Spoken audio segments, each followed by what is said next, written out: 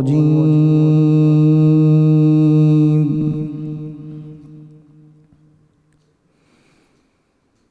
بسم الله الرحمن الرحيم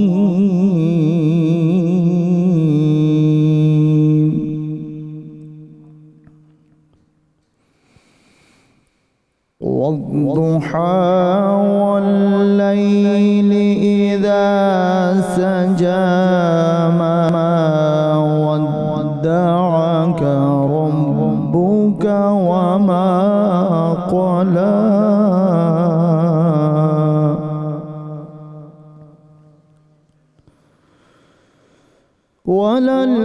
وللآخرة خير لك من الأولى ولسوف يعطيك ربك فترضى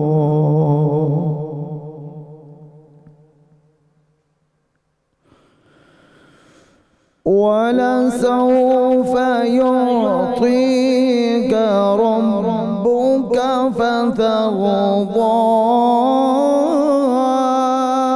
ألم يجدك يتيما فآوى ووجدك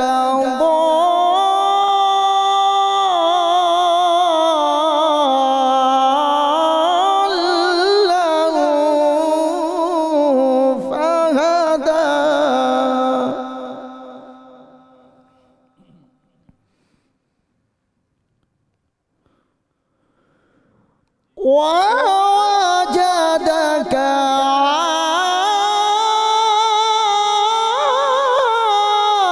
عائلا فأغنى فأما اليتيم فلا تقهر وأما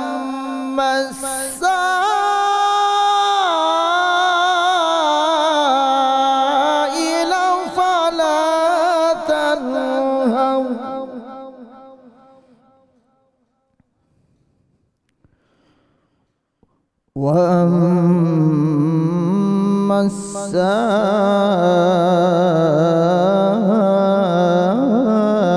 السائل فلا تنهر ووجدك عائلا فأغنى فأما اليتيم فلا تقهر وأما السائل فلا تنهر وأما بنعمة ربك فحدث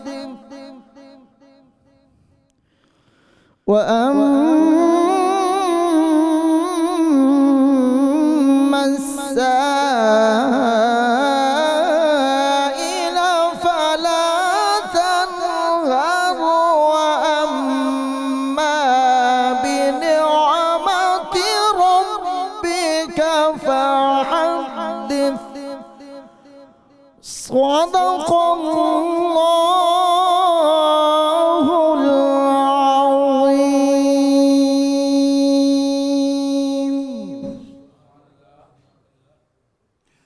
جزاک اللہ قاری محمد نفیس آصف صاحب، آپ کا بہت بہت شکریہ، ماشاءاللہ۔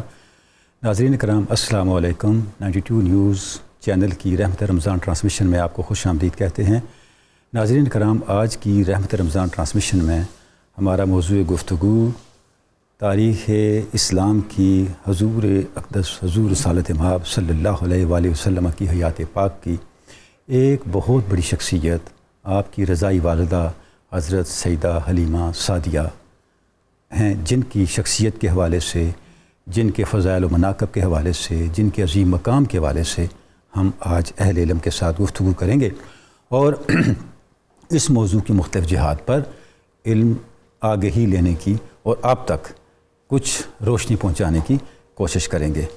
ناظرین کرام، سیدہ حضرت حلیمہ سعدیہ رضی اللہ تعالیٰ عنہا کا مقام اور عظمت کیا ہے؟ آپ صلی اللہ علیہ وسلم کی حیات پاک کو جب ہم دیکھتے ہیں تو کتنے ہی ایسے واقعات اور کتنی ہی ایسی روایات اور کتنے ہی آپ کے ایسے فرامین ملتے ہیں جس سے حضرت حلیمہ سعدیہ رضی اللہ تعالیٰ عنہا کی شان نکل کے ہمارے سامنے آتی ہے۔ ایک صحابی حضرت عتبہ بن عبد السلمی فرماتے ہیں کہ ہم حضور اقدس صلی اللہ علیہ وسلم کی بارگاہ پاک میں حاضر تھے۔ ان کی روایت کا مفہوم عرض کر رہا ہوں۔ آپ کی بارگاہ پاک میں حاضر تھے کہ ایک شخص آیا اور اس نے آ کر آپ صلی اللہ علیہ وآلہ وسلم کی خدمت میں عرض کیا، کیفا کان اول شانو کا یا رسول اللہ صلی اللہ علیہ وسلم، آقا آپ اپنی زندگی کے ابتدائی ایام کے بارے میں کچھ ارشاد فرمائیں۔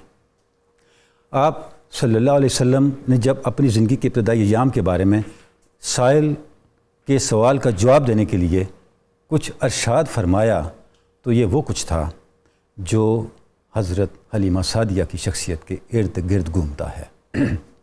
آپ نے ارشاد فرمایا، میں اپنی رضائی والدہ حلیمہ سعدیہ کے ہاں تھا اور اپنے رضائی بھائی کے ساتھ جب گھر سے باہر تھا تو ایسا ہوا کہ ہم گھر سے جب باہر نکلے تو کھانا لے کے نہیں گئے۔ میں نے اپنے رضائی بھائی کو کھانا لینے کے لیے بھیجا۔ جب وہ کھانا لینے کے لیے گھر گیا تو میں اکیلا تھا۔ میں نے دیکھا کہ آسمان پر 2 پرندے اڑتے ہوئے آئے ہیں، حتیٰ کہ وہ میرے اوپر آ گئے۔ میں نے دیکھا کہ انہوں نے میرے سینے کو شک کیا، میرے دل کو نکالا اور میرے دل میں سکینت بھر دی اور پھر اس پہ مہر نبوت لگا دی۔ جب میں گھر پہنچا تو میں نے یہ ساری تفصیل اپنی والدہ حضرت حلیمہ سعدیہ کی خدمت میں بیان کی، ان کو بتائی۔ وہ یہ سب کچھ سن کے گھبرا گئیں اور انہوں نے کہا اوعیذ کا باللہ، اور مجھے لے کے میری والدہ کے پاس مکہ المکرمہ آ گئیں۔ اور جب ساری تفصیل میری اماں جان حضرت سیدہ آمنہ سلام اللہ علیہا کو بتائی تو وہ بالکل پریشان نہیں ہوئیں۔ انہوں نے کہا یہ کیا ہوا؟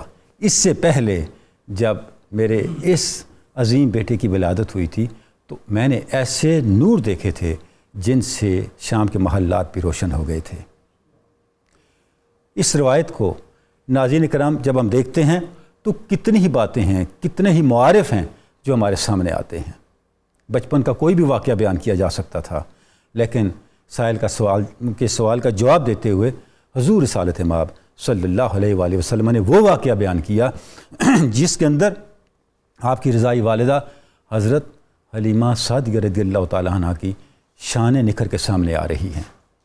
اس واقعے کے اندر آپ کے بچپن کا ذکر بھی ہے، آپ کے قلب اطہر کو سکینت سے بھر دینے کا ذکر بھی ہے، اور ایک یہ فرمان بھی ہے کہ ان فرشتوں نے جب آپ کے قلب اطہر کو سکینت سے بھر دیا، آپ فرماتے ہیں انہوں نے کہا، ایک دوسرے سے گفتگو کرتے ہوئے کہا، یہ وہ ہستی ہیں، اگر ان کو ان کی ساری امت کے ساتھ بھی تولا جائے تو یہ اپنی امت سے باری ہوں گے، اپنی امت سے زیادہ برتر ہوں گے۔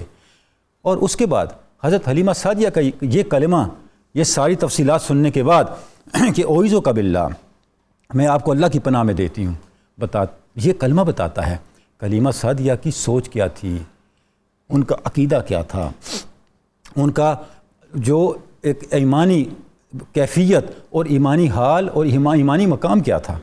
اور جب وہ لوٹی مکہ حضرت آمنہ کے پاس تو اس ساری تفصیل سننے کے بعد حضرت آمنہ سلام اللہ علیہا نے جو ارشاد فرمایا، یہ سب کچھ وہ میلاد نامہ ہے جس کی سعادت صدیوں سے اہل ایمان حاصل کرتے آ رہے ہیں، اور اسی تذکرے کے تسلسل میں آج ہم ناظرین کرام یہاں بیٹھے ہیں۔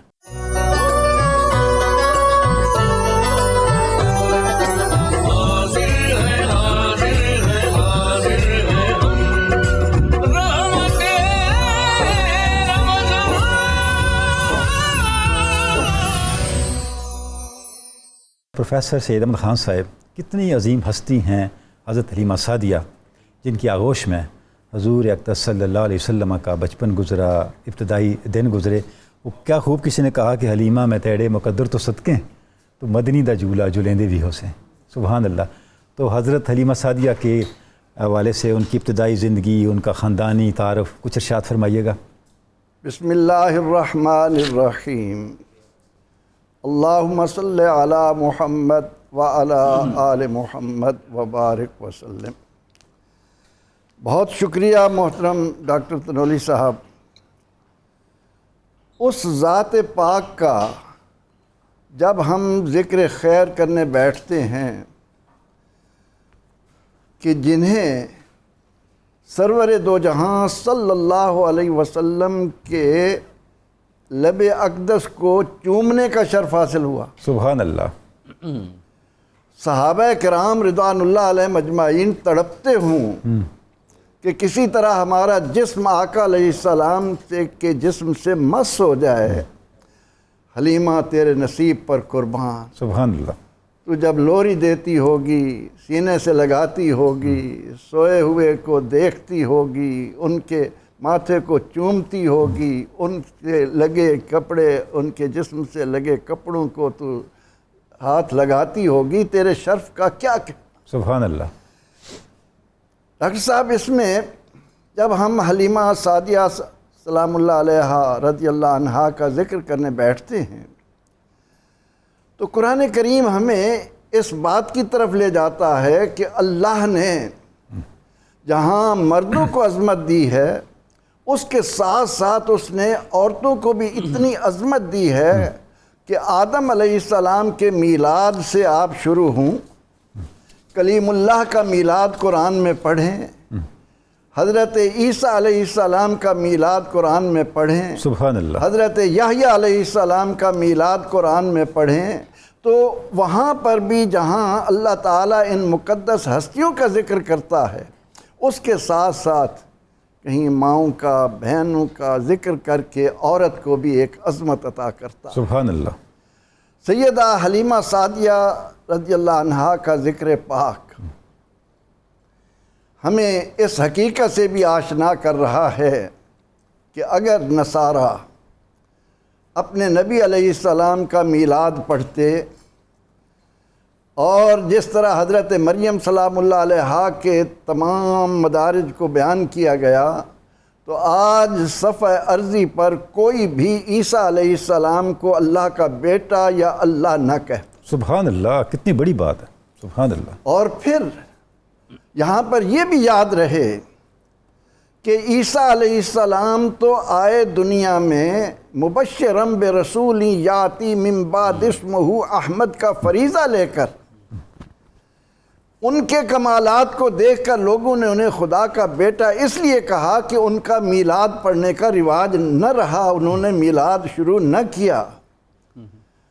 لیکن امام الانبیاء، سرور سروراں سبحان اللہ۔ صلی اللہ علیہ وآلہ وسلم جن بلندیوں پر فائز ہیں، اور ان سب بلندیوں کے باوجود آج اگر امت مصطفیٰ صلی اللہ علیہ وسلم انہیں حلیمہ سعدیہ کی گود میں کھیلنے والا، ان کا دودھ پینے والا، آمنہ کی گود میں آنے والا، عبداللہ کا لخت جگر بن کر، یہ ساری برکتیں اگر ہیں تو میلاد مصطفیٰ صلی اللہ علیہ وسلم کی بدولت ہیں، ورنہ نامعلوم ان کے کمالات کو دیکھ کر انگلی اٹھے چاند دو ٹکڑے ہو جائیں، انگلی پانی میں رکھیں، پانی حوض کوثر کے ساتھ اس کا ربط کر دے، کیا کیا کمالات ہیں۔ اس کے باوجود آج ہم محمد الرسول اللہ کہتے ہیں۔ دنیا میں کوئی نہیں ہے جو محمد صلی اللہ علیہ وسلم کو اللہ کا بیٹا یا اللہ کہتا۔ سبحان اللہ، سبحان اللہ۔ اور ان متعلقہ خواتین کا تذکار ہم دیکھتے ہیں کہ اللہ نے آدم علیہ السلام کو بنایا تو ان کے ساتھ خلق منہا زوجہا، وہاں ذکر آ گیا خاتون کا۔ ٹھیک ہے۔ آج کی ہماری وہ بہن، بیٹی، ماں جو کہتی ہے کہ مجھے معاشرے میں کیا مرتبہ ہے، وہ اسلام کی طرف آئے تو صحیح، دیکھو تو صحیح کہ فَأَزَلَّهُمَ الشَّيْطَانُ، وہ انتہائی خائن لوگ ہیں جو کہتے ہیں کہ معاذ اللہ آدم علیہ السلام کو حضرت حوا نے، قرآن کہتا ہے نہیں، آدم اور حوا دونوں کو شیطان نے ورغلانے کی۔ سبحان اللہ، سبحان اللہ۔ اس کے بعد جب ہم آتے ہیں موسیٰ علیہ السلام پر تو پہلے قرآن بتاتا ہے کہ ان کی ماں کو اللہ نے کیا الہام کیا، صندوق میں ڈالو، دریا کے حوالے کرو۔ پھر ان کی بہن کی عظمت کو کس طرح بیان کیا کہ وہ آتی ہیں سارے مناظر کو دیکھتی ہیں، اور یہاں پر جب ہم موازنہ کرتے ہوئے حضرت حلیمہ سعدیہ کے مرتبہ و مقام کو پہچاننے کی کوشش کرتے ہیں تو یہ حقیقت سامنے آتی ہے کہ حضرت موسیٰ علیہ السلام جب فرعون کے محل میں آ گئے اور حضرت آسیہ نے دودھ پلانے کے لیے شہر کی عورتیں بلائیں، بڑے بڑے خاندانوں کی بلائیں، پاکیزہ بلائیں، لیکن موسیٰ علیہ السلام بچے ہیں، کسی ماں کا دودھ، کسی عورت کا دودھ نہیں پیتے، کسی عورت کا قریب نہیں جا رہے، اور جب ان کی حقیقی ماں آتی ہے موسیٰ علیہ السلام وہاں انکار نہیں کرتے، ان کا دودھ پیتے ہیں۔ قرآن کی یہ عظمت حضرت حلیمہ کو بلندیوں پر لے جا رہی ہے کہ موسیٰ علیہ السلام کلیم اللہ ہو کر کسی ایسی عورت کا دودھ نہیں پیتے جو توحید باری تعالیٰ کو، جو اللہ کی عظمت کو نہ جانتی ہو، تو امام الانبیاء کیسے حضرت حلیمہ کی گود میں آ سکتے ہیں؟ کیا آپ نے ربط ماشاءاللہ قائم کیا اور کیا استدلال، سبحان اللہ سبحان اللہ۔ تو حضرت حلیمہ سعدیہ ان پہلوؤں کی بدولت اپنی عظمتوں کو امت کے سامنے رکھ رہی ہیں۔ جہاں تک آپ کا تعارف کا تعلق ہے تو ہم دیکھتے ہیں کہ طائف اور حنین کے پاس دو مشہور قبائل موجود ہیں، بنو ثقیف ہیں، بنو حوازن ہیں۔ تو اب بنو حوازن جو ہیں اس قبیلے کے ساتھ حضرت حلیمہ سعدیہ کا تعلق ہے۔ حضرت حلیمہ سعدیہ بیٹی ہیں ابو زویب کی، وہ حارث کے، وہ عبداللہ کے، وہ شجنہ کے، اس طرح سے کوئی 9 واسطوں سے یہ حوازن تک یہ سلسلہ پہنچتا ہے۔ تو حضرت حلیمہ سعدیہ اپنے نام کی بدولت بھی اہل ایمان کے دلوں کا سرور، آنکھوں کا نور ہیں کہ حلیمہ حلم والی، سبحان اللہ، سعدیہ نیک بختیوں کا مجموعہ، خوش نصیبوں والی، خوش نصیبوں والی۔ سبحان اللہ۔ تو حضرت حلیمہ سعدیہ اس قبیلے کی عورت ہیں، اور قبیلہ بنو سعد، اس میں ایسے ایسے نامور فصحاء بلغاء پیدا ہوئے جن کی بدولت پورے عرب میں چرچا تھا کہ جو بچہ اس قبیلے میں آ کر پرورش پائے گا وہ فصاحت و بلاغت کے زیور سے آراستہ ہوتا چلا جائے گا۔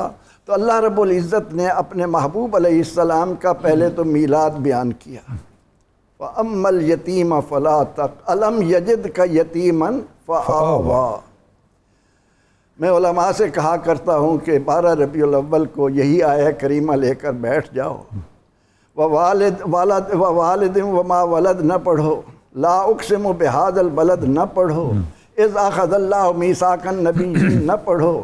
صرف یہ آیہ کریمہ پڑھ کر الم یجد کا یتیما فآویٰ، یہ یتیم کس طرح دنیا میں آیا، کس کی گود میں ان کو اللہ تعالیٰ نے بھیجا، اور پھر لبثت فیکم عمرا من قبل۔ سبحان اللہ۔ ڈاکٹر صاحب جس جامعیت کے ساتھ قرآن پاک نے ہمارے نبی رحمت صلی اللہ علیہ وسلم کا میلاد پاک بیان کیا ہے، اتنی جامعیت کے ساتھ اور کسی کا میلاد آپ کو نہیں ملے گا۔ حلیمہ سعدیہ قبیلہ بنو سعد کی، ان کو نصیبے میں آتا ہے کہ اللہ کے کلیم کسی ایسی عورت کو قریب نہیں آنے دے رہے تھے، محمد عربی صلی اللہ علیہ وسلم کسی ایسی عورت کو قریب کیوں آنے دیتے جس کا نصیبہ اتنا ہو۔ سبحان اللہ۔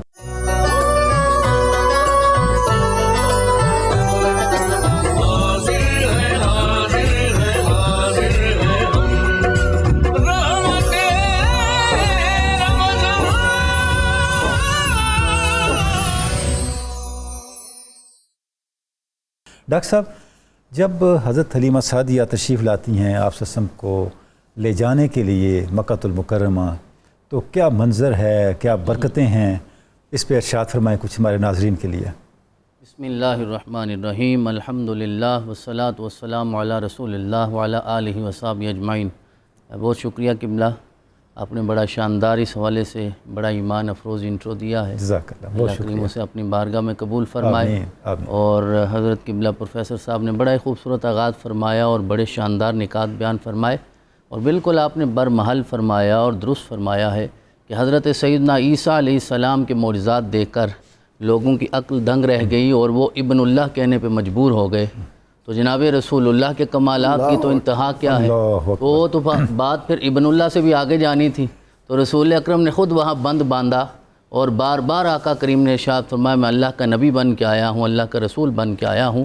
اور واقعی آپ کے میلاد کا تذکرہ عین توحید کا تذکرہ ہے, یہ شرک کا تذکرہ نہیں ہے, نہ یہ کوئی بدعت ہے. اللہ کریم ہمیں عقل سلیم عطا فرمائے. آمین آمین. اور جس طرح قبلہ پروفیسر صاحب نے مختلف خواتین کا تذکرہ فرمایا, تو حقیقت یہ ہے کہ انبیاء کرام کی ماؤں کا تذکرہ کرنا یہ قرآن پاک میں میرے رب کی سنت ہے, یہ سنت الہیہ ہے. تو آج تو ہم حضرت سیدہ حلیمہ سعدیہ علیہ السلام کا تذکرہ کر رہے ہیں. تو آپ کی اگر اتنی شان ہے تو جناب آمنہ کی کتنی شان ہوگی, آپ کا مقام کتنا بلند ہوگا. اور میرا رب خود کتنی الفت رکھتا ہے انبیاء کی ماؤں کے ساتھ, کہ حضرت سیدہ ہاجرہ سلام اللہ علیہا جس پتھر پہ چلتی رہی ہیں, میرے رب نے اسے شاعر اللہ قرار دیا ہے. ان الصفا والمروۃ من شاعر اللہ. تو جناب اسماعیل علیہ السلام کی والدہ محترمہ کا تذکرہ قرآن پاک میں ہمیں جا بجا نظر آتا ہے. حضرت سیدنا موسیٰ علیہ السلام کی والدہ جس کی طرف اشارہ کیا آپ نے کہ وَأَوْحَيْنَا إِلَىٰ أُمِّ مُوسَىٰ أَنْ أَرْضِعِيهِ, کہ ہم نے وحی کی ہے موسیٰ علیہ السلام کی ماں کی طرف. اب یہاں مفسرین نے وحی کے لفظ کے کئی معنی کی ہیں, لیکن بہرحال جو بھی آپ معنی کر لیں وہ معنی ہے, اصل لفظ تو وہی ہے. اللہ کی طرف سے کچھ آیا تو ہے نا, کچھ آیا تو ہے نا, تو وہی یہی آیا خاتون کی طرف ہے. ہاں, ایک خاتون کی طرف. تو اگر حضرت موسیٰ علیہ السلام کی والدہ کو میرا رب وحی فرما سکتا ہے, تو پھر جناب حسنین کریمین کا بھی تو کوئی مقام ہوگا, مرتبہ ہوگا. اور ان کی والدہ تو خود سیدہ خاتون جنت ہیں, تو میرا رب انہیں بھی تو مقامات عطا فرمائے گا. حضرت سیدنا عیسیٰ علیہ السلام کی والدہ کو تو میرے رب نے ارشاد فرمایا وَإِذْ قَالَتِ الْمَلَائِكَةُ يَا مَرْيَمُ إِنَّ اللَّهَ اصْطَفَاكِ وَطَهَّرَكِ وَاصْطَفَاكِ عَلَىٰ نِسَاءِ الْعَالَمِينَ, کہ اللہ رب العزت نے آپ کو ساری خواتین کے اوپر منتخب فرمایا اور فضیلت بخشی ہے. اور جناب زہرا وہ ہیں جنہیں میرے رب نے مریم پر بھی فضیلت عطا فرمائی ہے. تو لہٰذا ان ہستیوں کا تذکرہ کرنا عین سنت الہیہ ہے. اور آج اللہ رب العزت نے ہمیں یہ سعادت بخشی ہے کہ آج ہم اس سنت میں شامل ہو رہے ہیں. الحمدللہ. پہلے ہمیں یہ دیکھنا چاہیے کہ وہ حالات کیا تھے جب حضرت سیدہ حلیمہ سعدیہ سلام اللہ علیہا اپنے گھر سے چلی ہیں. تو سارے سیرت نگاروں نے اتفاق کیا کہ قحط کا زمانہ تھا, خشک سالی ہے, کھیتیاں اجڑ گئی ہیں, درخت خشک ہو گئے, سوکھ گئے, اناج غائب ہو گیا, جانوروں تک کھانے کو کوئی چیز میسر نہیں ہے, انسانوں کو کوئی چیز میسر نہیں ہے, اونٹنی بالکل ڈھانچہ بن چکی ہے. اب ان حالات کو پیش نظر رکھتے ہوئے قبلہ تنولی صاحب, ہم یہ کہتے ہیں کہ حضرت حلیمہ سعدیہ نے رسول اکرم کو 4 سال تک پالا ہے. یار حلیمہ سعدیہ نے رسول اکرم کو پالنا تھا, گھر کے حالات یہ اونٹنی چلنے کے قابل نہیں ہے, اور طبعی دودھ جو ہے وہ خشک ہو چکا ہے, بالکل اناج ختم ہو چکا ہے. اس کیفیت میں آقا وہاں تشریف لے گئے. تو ہمیں ماننا ہوگا, اور خوش عقیدگی یہ ہے کہ جناب حلیمہ نے نہیں رسول اکرم کو پالا, رسول اکرم نے جناب حلیمہ کو پالا ہے. رسول اکرم کے جانے سے برکتیں ہوئی ہیں. میرے ڈاکٹر صاحب آپ نے تاریخی واقعے کو بیان کرنے کی ترتیب درست کر دی ہے. نہیں یہی درست ہے. کائنات میں آقا جہاں بھی تشریف لے گئے ہیں, آقا ہی کی برکتوں سے میرے رب نے وہ نعمتیں عطا فرمائی ہیں. وہ جناب عبداللہ کو نعمت میسر آئی, جناب آمنہ کو میسر آئی, جناب ابو طالب کو میسر آئی, حضرت فاطمہ بنت اسد کو میسر آئی, حتیٰ کہ چند لمحوں کے لیے. اور آج کے وقت کے مطابق اگر میں اندازاً یہ کہوں صرف 30 منٹ کے لیے میرے آقا ام معبد کے گھر رکے تھے, تو آج تاریخ کا وہ سنہری حصہ بن گئے ہیں.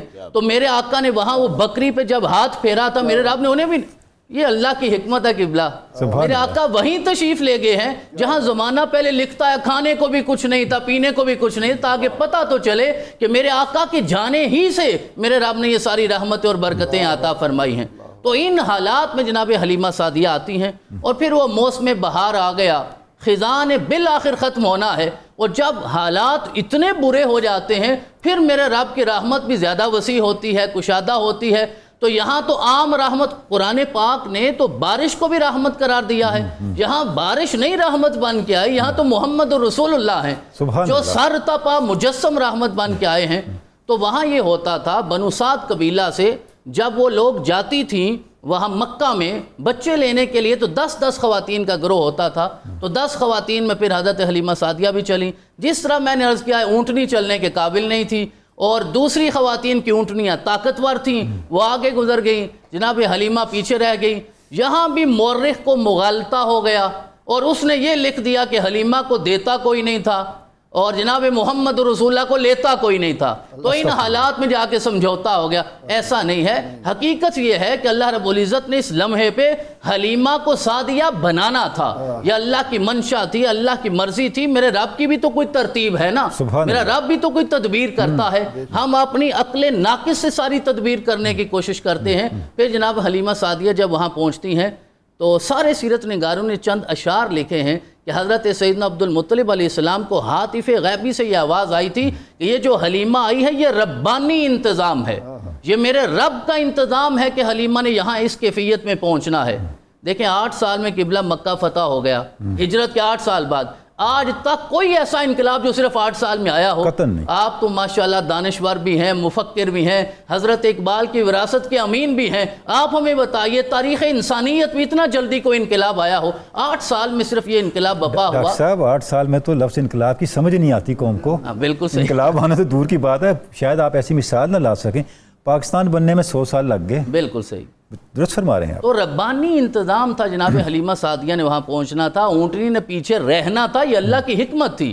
سارے بچوں نے نام نہاد سرداروں کے بچے چلے جانے تھے اور حقیقی سردار کا بچہ رہ جانا تھا، تاکہ یہ بتانے کے لیے کہ حلیمہ کو یہ ملنا ہے۔ تو چند اشعار میں عرض کرتا ہوں کہ حضرت عبد المطلب ارشاد فرماتے ہیں، مجھے ہاتف غیبی سے یہ آواز آئی، ان ابن آمنۃ الامین محمدہ خیر الانام و خیرت الاخیاری، کہ یہ جو آمینہ کا بیٹا محمد رسول اللہ ہیں جو امین بن کے آئے ہیں، کائنات میں سب سے افضل ترین ہستی ہے، ما ان لہ غیر الحلیمۃ مردعن، حلیمہ کے سوا ان کو دودھ پلانے والی کوئی اور خاتون ہو ہی نہیں سکتی، کہ اللہ نے انتظام کر کے بھیجا ہے۔ نعم الامینۃ ہی علی الابرار، اور اللہ رب العزت نے امین پہ انہیں امینہ بنا کے بھیجا ہے، اور ان سے بہتر کوئی امینہ نہیں ہو سکتی۔ مامونۃ من کل عیب فاحش ونقیۃ الاسواب والازرار، اللہ نے ہر عیب سے پاک کر کے انہیں بھیجا ہے۔ اگر رضائی ماں ہر عیب سے پاک ہے تو پھر نسبی ماں کا مقام کیا ہوگا؟ لا تسلمنہ الی سواہا انہ امر و حکم جاء من الجبار، عبد المطلب سوائے حلیمہ کے محمد کسی اور کے سپرد نہیں کرنا، یہ جبار کی طرف سے حکم آیا ہے، یہ اللہ کی طرف سے۔ سبحان اللہ ڈاکٹر صاحب، سبحان اللہ، بارک اللہ۔ ڈاکٹر صاحب گویا حضرت عبد المطلب کے الفاظ میں ہم حضرت حلیمہ سعدیہ کا تذکرہ کر رہے ہیں، حضرت حلیمہ امینہ کا تذکرہ کر رہے ہیں۔ سبحان اللہ، سبحان اللہ، کیا آپ نے نقطہ اور کیا تاریخی حقیقت جو ہے اس سے ہمارے ناظرین کو آگاہ کیا۔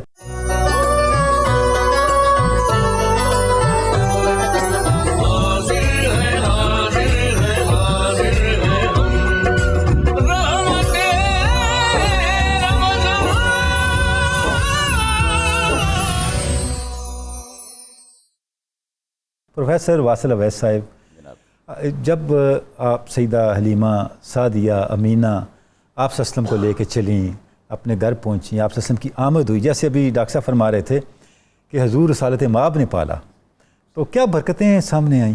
اور پروفیسر اگر حالات پہلے ہی ٹھیک ہوتے حضرت حلیمہ سعدیہ کے، تو پتہ کیسے چلتا آیا کون ہے؟ آیا کون؟ سبحان اللہ، کچھ ارشاد فرمائیے۔ بسم اللہ الرحمن الرحیم۔ ڈاکٹر صاحب بہت شکریہ، اور بڑے خوبصورت انداز میں ڈاکٹر صاحب نے کمال درجے کی گفتگو کی۔ سبحان اللہ۔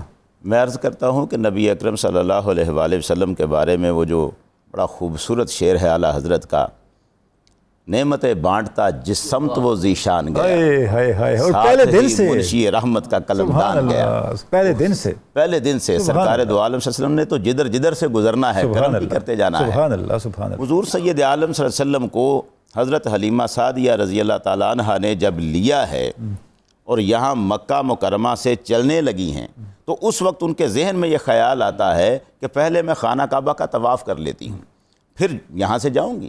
اب حضور کو ساتھ لے کر کعبہ کا طواف کر رہی ہیں، طواف کے بعد جب انہوں نے حجر اسود کا بوسہ لینا چاہا تو آگے بڑھیں، اور اب ان کی تمنا تھی کہ میں حضور کو قریب کروں تاکہ اس بچے کے لب پتھر کو لگ جائے، یہ بچہ برکت حاصل کر لے۔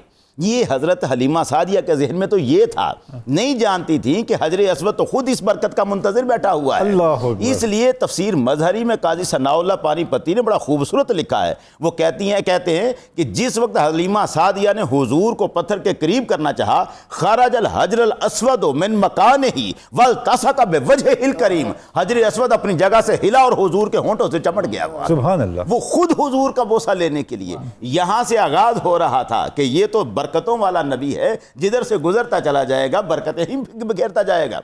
ڈاکٹر صاحب نے بات میں بڑا خوبصورت آنے کا انداز بیان کیا کہ جب حضرت حلیمہ سعدیہ آ رہی تھیں تو ان کی ڈاچی پیچھے رہ رہی تھی۔ اب ذرا جانے کا انداز دیکھیں، وہی ڈاچی جو پیچھے رہ رہی تھی اب وہ ساری دوسری سواریوں سے آگے تھیں، اس لیے کہ سرکار دو عالم ساتھ تھے۔ پوچھا ہے دوسری عورتوں نے، انہوں نے آواز دے کے پوچھا ہے، حلیمہ یہ کیا کر رہی ہو؟ الیس ھذہ اتان کلتی کنت خرجت علیہا، کیا یہ وہی سواری نہیں ہے جو تو لے کے آئی تھی؟ پہلے تو یہ پیچھے رہ رہی تھی، اب آگے کیسے جا رہی ہے؟ تو حضرت حلیمہ سعدیہ رضی اللہ تعالیٰ عنہ فرماتی ہیں، بلا واللہ، کیوں نہیں، اللہ کی قسم یہ سواری وہی ہے، مگر ہوا اتنا ہے اب سوار بدل گیا ہے۔ پہلے سواری تو وہی ہے یہ، لیکن سوار بدل گیا ہے۔ لے کے پہنچ گئیں، اور اب پہلی ہی رات ہے بستی میں۔ رات کے وقت وہ اونٹنی جس کا دودھ چند قطرے ملا کرتا تھا، تھوڑا سا دودھ جسے بچے کی پیاس بھی نہیں بجھتی تھی، وہ دودھ دونے کے لیے کہ آخر دھونا تو ہے، اونٹنی کے پاس جب خامند جاتا ہے، حضرت حلیمہ سعدیہ کا شوہر جب وہ دودھ لینے کے لیے اس کے پاس جاتا ہے تو وہاں تو منظر بدل چکا ہے۔ اس اونٹنی کا تعارف یہ ہے، فائزہ ہی حافل، اونٹنی کی کھیری دودھ سے بری ہوئی ہے، اور وہ حلیمہ سعدیہ رضی اللہ تعالیٰ عنہ فرماتی ہیں وہ دودھ دوتے ہیں، میرے خامن دودھ دوتے ہیں، حلب لنا ما سنننا، اتنا دودھ ہمیں ملا کہ کبھی اتنا دودھ آیا ہی نہیں تھا، برتن بھر گئے ہمارے دودھ کے ساتھ۔ یہ سرکار کی برکتیں تھیں جو چل رہی تھیں۔ اب اگلے ایام شروع ہوتے ہیں، حضور سید عالم صلی اللہ علیہ وسلم کی برکتیں، آپ کے چہرے کا جمال اندھیروں کو روشنیاں بخش رہا ہے۔ حلیمہ سعدیہ رضی اللہ تعالیٰ عنہ کے گھر میں ساری رات روشنی رہتی ہے۔ پڑوس والی عورتیں کہتی ہیں، حلیمہ تو اتنی امیر ہو گئی ہے، پہلے تو رات شام ہوتے ہی چراغ بجھا دیا کرتی تھی، اب ساری رات چراغ جلاتی ہے۔ تو حلیمہ سعدیہ رضی اللہ تعالیٰ عنہ فرماتی ہیں، واللہ ما اوقد نارا الا نور وجہ محمد، اللہ کی قسم میں نے آگ روشنی نہیں کرتی، یہ تو محمد کے چہرے کا نور ہے۔ ما کنا نحتاج الی السراج من یوم اخذناہ، ہم نے جس دن سے یہ بچہ ہم اپنے گھر لے کے آئے ہیں ہمیں تو چراغ کی حاجت ہی نہیں رہی، اس لیے کہ حضور کے چہرے کی روشنی یہ چراغ سے زیادہ ہے۔ اور منظر یہاں تک ہے، اذا احتجنا الی السراج، جب کبھی ہمیں سورج کی چراغ کی روشنی کی ضرورت پڑتی ہے، کسی اندھیری جگہ کی ضرورت پڑتی ہے، جئنا بہی، ہم حضور کو وہاں لے جاتے ہیں، سرکار کے چہرے سے اندھیرے روشنیوں میں تبدیل ہو جاتے ہیں۔ سبحان اللہ۔ یہ برکتیں ہیں، پھر یہی برکت چلتی ہے اور پھیلتی ہے۔ اب حلیمہ سعدیہ کی بکریاں جہاں چرنے جاتی ہیں، لوگوں کی بھیڑ بکریاں بھی چرنے جا رہی ہیں، لیکن جہاں حلیمہ سعدیہ کی بکریاں چرنے جا رہی ہیں وہ واپس آتی ہیں تو پوری طرح سے انہوں نے کھایا بھی ہوتا ہے اور ان کی کھیریاں دودھ سے بری بھی ہوتی ہیں، لیکن باقیوں کے پاس ایسا ہوتا نہیں ہے۔ وہ دوسرے لوگ اپنے چرواہوں سے کہتے ہیں کہ یہ حلیمہ کی بکریاں کہاں چرنے جاتی ہیں، تم کہاں رہ جاتے ہو، وہیں ان بکریوں کو چراؤ جہاں حلیمہ کی بکریاں چرتی ہیں۔ جب وہ وہاں آتی ہیں تو پھر ان کو بھی وہی دودھ ملتا ہے۔ برکتیں ایک لامتناہی سلسلے کی طرف چلتی جاتی ہیں۔ جب حلیمہ سعدیہ رضی اللہ تعالیٰ عنہ فرماتی ہیں کہ جب کبھی ہم نے اپنی بھیڑ بکریوں کو پانی پلانے کے لیے کنویں کے قریب کیا ہے، کنویں سے پانی نکال رہے ہیں اور اچانک جب سرکار کنویں کے پاس آئے ہیں، اذا جاء الی البئر، جب حضور کنویں کے پاس آئے ہیں تو پھر ہم پانی پلانے کے لیے تھے، لیکن سرکار کے پاس آنے کی وجہ سے یعل الماء الی فم البئر، اس وقت کنویں کا پانی کنویں کے کنارے پر آ گیا ہے، منہ پر آ گیا ہے، دانے پر آ گیا ہے، ضرورت ہی نہیں رہی ہمیں وہاں سے بالٹیاں نکالنے کی۔ یہ سرکار کی برکتیں تھیں، اور یہ برکتیں اتنی ڈاکٹر صاحب پھیلی ہیں کہ یہاں صرف حلیمہ سعدیہ کے گھر تک نہیں رہیں، بلکہ سید احمد زینی بن دہلان نے تو سیرت نبویہ میں بڑا عجب انداز لکھا ہے۔ وہ کہتے ہیں کہ حضور سید عالم کی محبت پوری بستی میں پھیل گئی، سارے لوگ حضور سے وَأُلْقِيَتْ مُحَبَّتُهُ وَاعْتِقَادُ بَرَكَتِهِ فِي قُلُوبِ النَّاسِ، لوگوں کے دلوں میں حضور کی محبت اور اعتقاد بیٹھ گیا تھا، یہاں تک حتیٰ إِنَّ أَحَدَهُمْ كَانَ إِذَا نَزَلَ بِهِ أَذًا، جب کوئی بیمار ہوتا تو وہ بیمار آ کے حضور کا أَخَذَ كَفَّهُ فَوَضَعَهَا، اس جگہ پر حضور کا ہاتھ پکڑ کے بیمار اپنے درد کی جگہ پر، تکلیف کی جگہ پر رکھتا، فَيَبْرَأُ اللَّهُ، اللہ اسے شفا دے دیا کرتا تھا، بہت جلد شفا ملتی تھی۔ پھر ایسا ہوا، طبیب کائنات آ گئے تھے، طبیب کائنات آ گئے تھے، شفائیں تو ملنی تھی۔ پھر ڈاکٹر صاحب ایسا ہوا کہ سرکار دو عالم صلی اللہ علیہ وسلم کی جو خوشبو تھی، ما بقی منزل من منازل بنی سعد، بنی سعد کے گھروں میں سے کوئی گھر ایسا نہیں رہا الا وقد شم ریح المسک منہ، یہاں تک کہ حضور کی وجود اقدس سے کستوری کی خوشبو بنو سعد کے قبیلے کے ہر گھر کے اندر پہنچی۔ سرکار کی برکتیں ہیں جو پورا قبیلہ بنو سعد کا ان کو سمیٹ رہا ہے۔ وہاں شادابیاں ہو گئی، زمین جو بنجر تھی، یہ بات بڑی زبردست تھی کہ جو حضور کے رضائی بھائی نے کہی، اس نے کہا، اماں اپنی کو بتا رہے ہیں، حضرت حلیمہ سعدیہ کو بتا رہے ہیں، انہوں نے کہا اِنَّ اَخِي الْحِجَازِ، میرا یہ حجازی بھائی اِذَا وَقَفَ بِقَدَمَيْهِ عَلَى الْوَادِ، جب یہ کسی وادی میں قدم رکھتا ہے، يَخْضُرُ لِوَقْتِهِ، اسی وقت وہاں سے سبزی و شادابی اگنا شروع ہو جاتی ہے۔ یہ بھائی میرا بڑی برکتوں والا ہے۔ تو سرکار کی برکتیں پورے قبیلے میں پھیلتی گئیں، حضور نے ایسی رونقیں لگا دی، بنجر زمینیں آباد ہو گئی۔ سبحان اللہ۔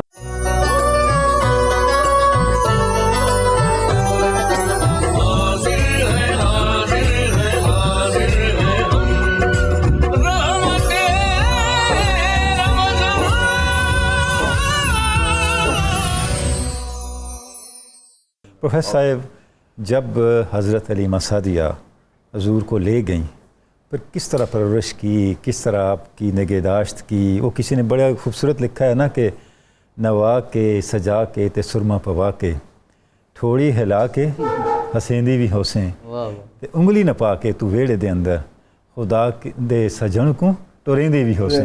یہ شعر میاں داد صاحب کا اثر ہے جی، ہمیں بھی شعر یاد آنے شروع ہو گئے ہیں۔ بسم اللہ۔ ڈاکٹر تنولی صاحب، سیدہ حلیمہ کو نبی رحمت صلی اللہ علیہ وسلم نے خود چنا۔ سبحان اللہ۔ وہ فرماتی ہیں کہ میں جب آئی حویلی میں تو میں نے دیکھا کہ میرے محبوب صلی اللہ علیہ وسلم اوپر آپ کے اونی سفید کپڑا پڑا ہے، نیچے سبز رنگ کا، اور آپ نے اپنی مبارک آنکھیں بند کی ہوئی ہیں۔ اب فرماتی ہیں کہ میں حیران تھی کہ میں آپ کو کیسے جگاؤں۔ سبحان اللہ۔ لیکن جو ہی میں قریب ہوئی، نبی رحمت صلی اللہ علیہ وسلم نے نہ صرف یہ کہ آنکھیں کھولیں بلکہ مسکرائے۔ فرماتی ہیں کہ بس آپ کا مسکرانا دیکھنا تھا، میں وہیں اپنی جان ان کے حوالے کر چکی، میں ان پر فدا ہو چکی۔ سبحان اللہ۔ اب آپ لے کر جب گھر آئی ہیں تو ہر طرح سے، جس طرح ماں باپ، یعنی پہلے تو یہ دیکھیں کہ گھر کتنا پاکیزہ ہے، انہوں نے اپنے بیٹے کا نام بھی عبداللہ رکھا ہوا ہے۔ اس گھر میں آپ کا جو رضائی بھائی ہے ان کا نام بھی عبداللہ ہے۔ اب حلیمہ سعدیہ رضی اللہ عنہا جب حضور علیہ الصلوۃ والتسلیم کو جب آپ چلنے پھرنے کے قابل ہو گئے، آپ خود فرماتی ہیں کہ آپ ایک دن میں ایک ہفتے کے برابر بلکہ ایک مہینے کے برابر بڑے ہوتے تھے، اور آپ کو اپنی بیٹی شیمہ کے ساتھ بھیجتی۔ یہاں پر شیمہ کا ایک اپنا بیان بھی ہے۔ وہ کہتی ہیں کہ جب نبی اکرم رحمت عالم صلی اللہ علیہ وسلم ہمارے گھر میں تھے، اور جب ہماری بکریاں چرنے کے لیے نکلتیں تو کوئی نہ کوئی بکری ان میں سے آ کر میرے بھائی کو سجدہ کرتی۔ واہ واہ واہ واہ۔ برکتیں ہم نے سنی، لیکن آپ چونکہ پوری مخلوق کے رسول ہیں اور آپ کو پتھروں نے کلمہ آپ کا پڑھا، اور جیسے کہ ذکر ہو رہا تھا آپ کے نور نے کیسی چمک دکھائی، چمک تجھ سے پاتے ہیں سب پانے والے، میرا دل بھی چمکا دے چمکانے والے۔ سبحان اللہ۔ اسی اثناء میں حضرت حلیمہ سعدیہ جو پورا ایک ان کے اوپر فدائیت کے ساتھ ان کی نگرانی کر رہی ہیں، وہاں پر ایک خوبصورت واقعہ رونما ہوتا ہے، اور وہ واقعہ آج جب ہم اس ذکر پاک کو سن رہے ہیں، اس سے بھی اگر ہم جوڑنے کی کوشش کریں تو یقیناً قیامت کے دن ہو سکتا ہے کہ ہماری بخشش کا سامان ہو جائے۔ سبحان اللہ۔ آپ کی بہن شیمہ کہتی ہیں کہ میں خواہش کرتی تھی کہ میرے سوا آپ کو کوئی نہ اٹھائے، کوئی مجھ سے لینے لگتا تو میں اس سے جھگڑتی کہ نہیں میں ہی آپ کو لوں گی۔ فرماتی ہیں کہ ایک دن میں اپنے بھائی کو ہنسا رہی تھی، گدگدیاں کر رہی تھی، پیار کر رہی تھی، اور آپ صلی اللہ علیہ وسلم کے مبارک دندان مبارک آ چکے تھے۔ ہنستے ہنستے آقائے دو جہاں صلی اللہ علیہ وسلم نے میرے بازو پر اپنے دانت مبارک رکھ دیے۔ اب وہ دانت کیا رکھے، آپ کے منہ مبارک کا اس کو یہ بوسہ کیا ہوا کہ جب بنو حوازن کے قیدی لائے گئے اور وہاں پر حضرت شیمہ جب حضور علیہ السلام کی خدمت میں آئیں، 60 سال کی عمر ہے، کافی بوڑھی ہو چکی ہیں، عرض کرتی ہیں کہ یا رسول اللہ پہچانا؟ آپ تو پہچانتے تو تھے ہی، لیکن فرمایا کہ میں کیسے کہوں کہ تو میری بہن شیمہ ہے۔ کہنے لگی یہ دیکھیے جو آپ نے مور لگائی تھی نا، محبت کی سند، ہائے ہائے ہائے ہائے، یہ ہے وہ نشان۔ آج 92 یہ نشان لگا رہا ہے، سبحان اللہ سبحان اللہ، کہ وہ نشان جو سعدیہ کی بیٹی کو وہاں لگا اور اس کے نتیجے میں وہ پورے قبیلے کے قیدی آزاد کروا کے لے گئی۔ کیا بات ہے۔ یقیناً آج جب ہم ان کے حوالے سے ذکر پاک ان کی والدہ رضائی والدہ کا کر رہے ہیں، یقیناً یہ بھی قیامت کے دن ہمارے لیے نجات کا ایک سامان بنے گا کہ انہوں نے۔ اور پھر وہاں پر حضرت عباس فرماتے ہیں کہ مجھے شوق ہوا کہ میں جاؤں، میں پہنچا، رات کا وقت تھا، اور میں نے دیکھا کہ حضور سید عالم صلی اللہ علیہ وسلم آپ سے تھوڑے ہی بڑے تھے، کہ رات کے وقت چاند جب پوری آب و تاب کے ساتھ چمک رہا تھا تو حضور علیہ السلام پنگھوڑے میں لیٹے ہوئے اپنی انگلی کا اشارہ جس طرف کرتے چاند ادھر جھومتا جھومتا چلا جاتا۔ وہ منظر دیکھا ہوا حضرت عباس بن عبد المطلب کا آج غزوہ تبوک سے واپسی پر حضور سید عالم صلی اللہ علیہ وسلم کا میلاد پڑھتے ہوئے اسی واقعے کو یوں بیان کرتے ہیں کہ وَأَنْتَ لَمَّا وُلِدْتَ أَشْرَقَتِ الْأَرْضُ وَضَاءَتْ بِنُورِكَ الْأُفُقُ۔ یا رسول اللہ آپ تو وہ ہیں کہ آپ نے تو دنیا میں آتے ہی دنیا کو جگمگ جگمگ کر دیا تھا۔ تو سیدہ حلیمہ اس بات سے بھی خائف رہتی تھیں کہ کوئی آپ کو نقصان نہ پہنچے، اور ایسے بھی کئی مواقع آئے جہاں آپ نے یہودیوں سے کاہنوں سے آپ کو بچایا، اور پھر جب وہ واقعہ رونما ہوا کہ جس کا آپ نے تذکار کیا، تو پرندے آئے اور آپ کا قلب مبارک شک ہوا، بھائی نے جب آ کر بتایا تو اس نے سیدہ حلیمہ کو بے چین کر دیا۔ سبحان اللہ سبحان اللہ۔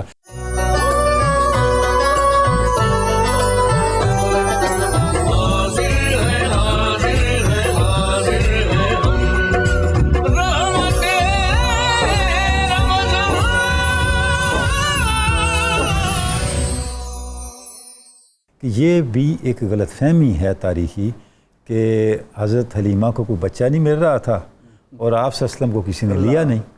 اچھا، آپ کے اس نقطہ نظر کی تائید اس بات سے بھی ہوتی ہے کہ سیدہ حلیمہ سعدیہ کا تعلق تو اس خاندان سے بڑا پرانا تھا، یہ کوئی پہلا تعلق نہیں تھا، آپ بطور اجنبی یہاں نہیں تشریف لا رہی تھی۔ تو آپ کا جو یہ تعلق کا پہلو ہے اس کو ذرا ہائی لائٹ کریں تاکہ ناظرین اس سے بھی آگاہ ہوں۔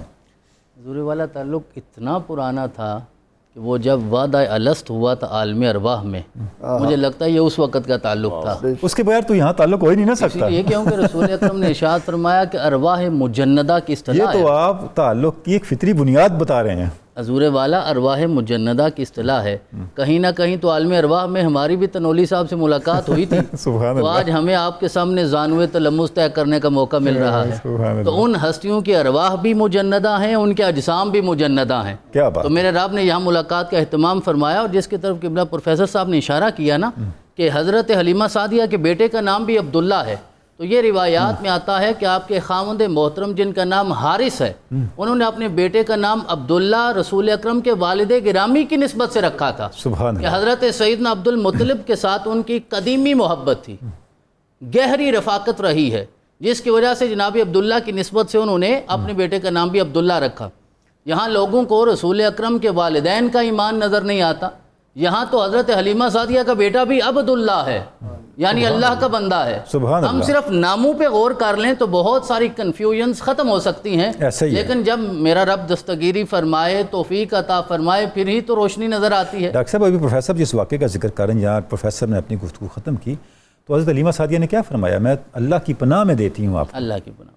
تو یہ سارے سوالات کا جواب ہے۔ اور دوسری بات جو آپ نے ارشاد فرمایا اس حوالے سے یہ ہے کہ ہمیں یہ دیکھنا ہے کہ بنو سعد کا انتخاب جو میرے رب نے فرمایا، انتخاب میرا رب بھی کرتا ہے کہ حضرت موسیٰ علیہ السلام کا صندوق چلتا چلتا وہاں چلا گیا، جس نے کہا تھا کہ میں نبی کا میلاد نہیں ہونے دوں گا، پھر اللہ نے اسی کے محل میں نبی کا میلاد کروایا۔ سبحان اس کا اللہ۔ مطلب ہے جو ابتداً آپ نے ایمان افروز بات کی نا، تو یہ میلاد سے روکنا یہ رحمان کے بندوں کا کام نہیں ہے، یہ تو فرعون کی سنت ہے۔ کیا بات ہے۔ لیکن میرے رب نے اسی کے گھر میں میلاد کروایا اور اس کے سامنے کروایا، اور پھر اور اپنی مرضی کے لوگوں سے کروایا۔ اپنی مرضی، اور پھر آپ کی والدہ وہاں پہنچی ہیں، تو اس کا مطلب یہ کہ یہ انتظام میرا رب کرواتا ہے۔ ابھی نبی اکرم علیہ تحیت و ثناء تک حلیمہ سعدیہ کو پہنچنے کے لیے وہ اذیت یا تکلیف برداشت نہیں کرنی پڑی جو جناب موسیٰ علیہ السلام کی والدہ کو کرنی پڑی ہے۔ کیا بات ہے۔ تو یہ تو بڑی آسانی کے ساتھ سارے مراحل جو ہیں وہ طے ہوئے۔ تو ہمیں دیکھنا ہے کہ بنو سعد کا میرے رب نے انتخاب بالآخر کیوں فرمایا۔ سب سے پہلے ان کے خصائص میں، فضائل میں، خوبیوں میں، کمالات میں ہمیں یہ چیز نظر آتی ہے کہ اس خاندان میں فصاحت و بلاغت اپنی انتہا پہ تھی۔ اور ایک دن حضرت سیدنا صدیق اکبر رضی اللہ تعالیٰ عنہ نے رسول اکرم کی بارگاہ میں عرض کیا، ما رأیت افصح منک یا رسول اللہ، یا رسول اللہ میں نے آپ سے زیادہ فصاحت و بلاغت والا کوئی شخص دیکھا نہیں۔ تو آپ نے ارشاد فرمایا، وما یمنعنی وانا من قریش واعطیت فی بنی سعد، کہ میں قریش سے ہوں اور قریش کو بھی میرے رب نے فصاحت و بلاغت عطا فرمائی ہے، اور میری رضاعت جو ہوئی ہے، یعنی جو میں نے پرورش ظاہراً پائی ہے، وہ بنو سعد میں پائی ہے۔ اور جو قبلہ پروفیسر صاحب عرض کر رہے تھے نا، برکتوں کا جو ظہور ہو رہا تھا، تو میرے ذہن میں یہ جملہ آ رہا تھا کہ جب تک نبی اکرم وہاں تشریف نہیں لے کر گئے اس وقت تک وہ قبیلہ بنو سعد تھا، لیکن جب آقا چلے گئے تو وہ ابو سعد ہو گئے، یعنی سعادتوں والے ہو گئے۔ میرے رب نے ساری سعادتیں انہیں عطا فرما دی، برکتیں نصیب ہو گئی، اور یہ ہونا تھا۔ جب حضرت عبد المطلب نے پوچھا تھا حلیمہ سعدیہ سے کہ آپ بتائیے آپ کا نام کیا ہے، تو انہوں نے کہا میرا نام حلیمہ سعدیہ ہے۔ تو آپ نے ارشاد فرمایا، بخ بخ، مبارک ہو تمہیں، خصلتان فہما خیر الدہر وعز الابد، کہ یہ سعد اور حلم دو ایسی سعادتیں ہیں جو زمانے میں کسی اور شخص کو اکٹھی نصیب نہیں ہوتی۔ کیا تم یہ سعادت پاؤ گی کہ میرے پوتے کو دودھ پلاؤ؟ ہو سکتا ہے اس سعادت سے پہلے تو صرف حلیمہ تھی، اب میرا رب تمہیں سعدیہ بھی بنا دے گا۔ تو لہذا یہ فصاحت و بلاغت ہے، مہمان نوازی ہے، جفا کشی ہے، محنت کا جذبہ ہے، اور سب سے بڑھ کر اس خاندان میں ایفائے عہد نظر آتا ہے۔ اور خلیفہ دوم مراد رسول کہا کرتے تھے، تمعددوا واخشوا شنو، کہ اہل عرب تم اپنے بچوں کو اتنا مضبوط بناؤ جس طرح ہمارے جد امجد ماد کو میرے رب نے مضبوط بنایا تھا، جفا کش بناؤ۔ تو ان فضائل اور خصائص کی بنیاد پہ میرے رب نے رضاعت کے لیے اس خاندان کے سبحان اللہ ڈاکٹر صاحب، سبحان اللہ۔ پروفیسر واصل اویس صاحب، اب وہ مرحلہ آ گیا کہ حضرت سیداتنا حلیمہ سعدیہ آپ صلی اللہ علیہ وسلم کی بارگاہ میں آتی ہیں، قبول اسلام کا اعلان فرماتی ہیں، اور آپ صلی اللہ علیہ وسلم قصہ تکریم کرتے ہیں۔ جی ارشاد فرمائیں۔ ڈاکٹر صاحب یہاں دو باتیں ہیں، ایک ہے قبول اسلام اور ایک ہے ان کی آمد پر سرکار کا ان کی تکریم کرنا۔ سبحان اللہ۔ دو باتیں ہیں۔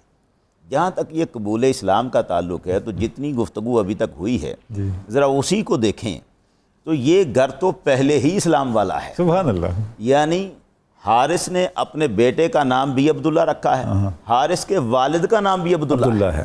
تو یہاں تو توحید پہلے سے چلی آ رہی ہے۔ حلیمہ سعدیہ کی بیٹی شیمہ نبی کریم صلی اللہ علیہ وسلم کو لوری دیتی ہے۔ اس وقت شیمہ 5 سال بڑی ہے سرکار دو عالم صلی اللہ علیہ وسلم جو عمر کے اعتبار سے 5 سال پہلے۔ اب یہ شیمہ بڑے رسول اللہ ہیں، عمر کے اعتبار سے وہ ان کا معاملہ ہے۔ اب شیمہ جو لوری دے رہی ہیں اس لوری کے الفاظ کیا ہے؟ ربنا اب کیلانا محمدا حتی اراہ یافعم و امردا ثم اراہ سیدم مسودا۔ وہ لوری دے رہی ہے، اس میں آغاز کیا ہے؟ ربنا، اے ہمارے رب۔ یہ شیمہ کو کس نے سکھایا کہ یوں اللہ کو پکارا جاتا ہے؟ پھر شیمہ کی دوسری لوری بھی ہے جس میں وہ گود میں لے کے یہ کہتی ہے، ھذا اخ لی لم تلدہ امی، یہ میرا بھائی ہے جسے میری ماں نے نہیں جنا، لیسا من نسل ابی و امی، یہ میرے باپ کی نسل بھی نہیں ہے، میرے چچا کی نسل بھی نہیں ہے، فدیتہ من مخول مہمی، میں اپنے ماموں بھی اس پہ فدا کرتی ہوں، اپنے چچا بھی اس پہ فدا کرتی سبحان ہوں، اللہ۔ فَأَنْمِهِ اللَّهُمَّ فِي مَا تُنْمِي، اے پروردگار، اے اللہ تو اس کی بہترین پرورش فرما۔ اب سوال یہ ہے، یہ شیما اللہ کو پکار رہی ہیں، کسی بت کو تو نہیں پکار رہی، اللہم کا لفظ دے رہی ہیں، ربنا کا لفظ دے رہی ہیں، توحید تو اس گھر میں پہلے سے موجود ہے۔ یہ شیما نے کہاں سے سیکھا؟ حضرت حلیمہ اویزک اللہ جو کہہ رہی ہیں اللہ کی پناہ میں دیتی ہوں، یہ تو ماننے والے ہیں۔ اب مسئلہ ہے اس دستور شریعت کی پابندی کا۔ اچھا پروفیسر ایک جملہ میں کہنا چاہوں گا، جناب۔ ماشاءاللہ اتنا اچھا آپ نے بیان کیا، یہ جو ہم اپنی فیملیز میں دیکھتے ہیں، اپنی نانیوں کو، دادیوں کو، جب وہ لوری سناتی ہیں تو آپ کا ذکر کرتی ہیں، یہ تو سنت شیما ہوئی۔ سنت شیما ہے، بالکل سبحان اللہ، سبحان اللہ۔ اب مسئلہ یہ ہے کہ حضرت حلیمہ سعدیہ وہ جو اگلا کام ہے وہ ہے دستور شریعت کی اعلانیہ طور پر قبولیت، لوگوں کے سامنے کھل کے آ جائے کہ قلادہ اتباع نبوی وہ اپنے گلے میں ڈالا جا رہا ہے۔ اس کے لیے فتح مکہ کے بعد حضرت حلیمہ سعدیہ اپنے شوہر کے ساتھ اور بچے کے ساتھ تشریف لاتی ہیں۔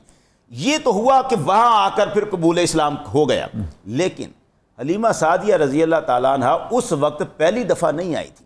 سرکار دو عالم صلی اللہ علیہ وسلم کے پاس ان کی آمد کا معاملہ تو چلتا رہا ہے، حضور کے اعلان نبوت سے پہلے بھی حضرت خدیجہ رضی اللہ تعالیٰ عنہ اس وقت بھی حضرت حلیمہ سعدیہ آئی ہیں، اور قحط تب بھی پڑا ہوا تھا۔ سرکار دو عالم صلی اللہ علیہ وسلم کی رعایت کرتے ہوئے حضرت خدیجہ رضی اللہ تعالیٰ عنہ نے 40 بکریاں اور 1 اونٹ سامان سے لدا ہوا وہ ان کو دیا تھا۔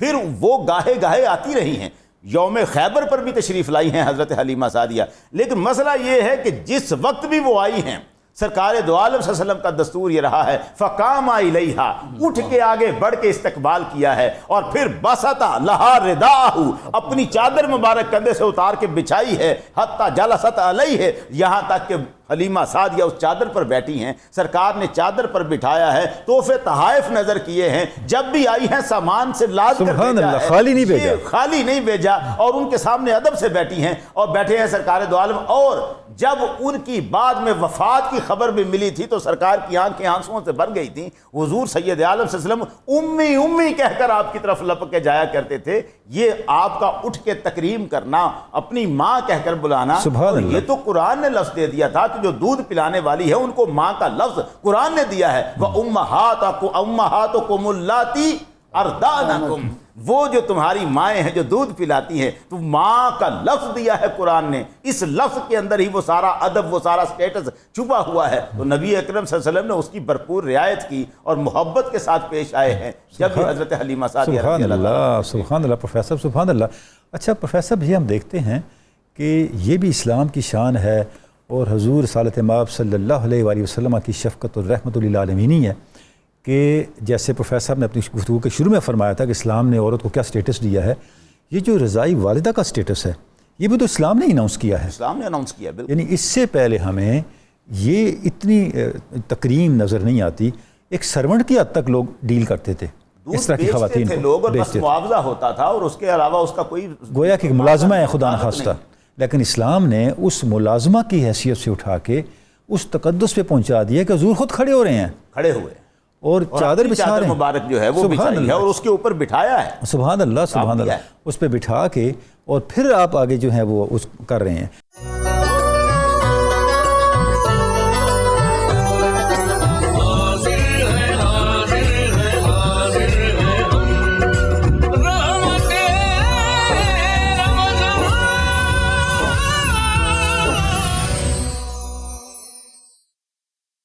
پروفیسر صاحب جب ہم سیدہ حلیمہ سعدیہ کا تذکرہ کرتے ہیں تو آپ کی اولاد پاک اجداد کا ذکر تو ہوا، آپ کے خاندان کا ذکر ہوا، تو آپ کی اولاد کے والے سے بھی کچھ تھوڑا سا تذکرہ ہوا، عبداللہ، شیبہ، بقیہ، جو کچھ ارشاد فرمائیں۔